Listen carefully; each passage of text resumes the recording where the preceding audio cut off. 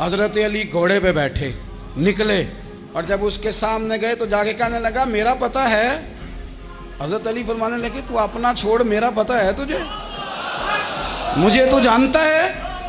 कहने लगा मैं 1000 के मुकाबले में अकेला लड़ता हूं।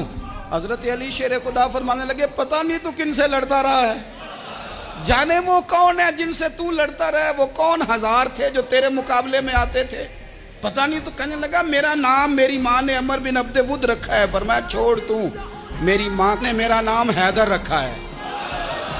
कहने लगा तेरी उम्र छोटी है, कोई बड़ा ला। फरमाने लगे ये तो जब पंजे में पंजा मिलेगा तो पता चलेगा उम्र किसकी छोटी है।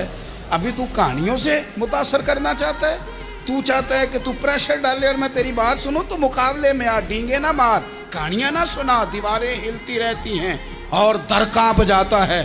अली का नाम सुन के अब भी खैबर कांप जाता है।